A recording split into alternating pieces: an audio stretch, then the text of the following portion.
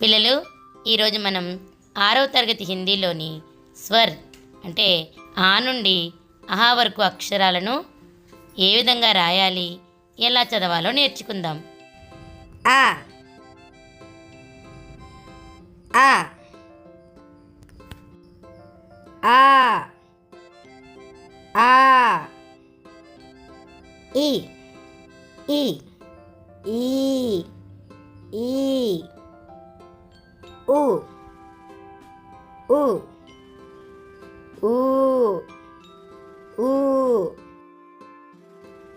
రు రు ఏ A I I O ఓ ఔ ఔ అం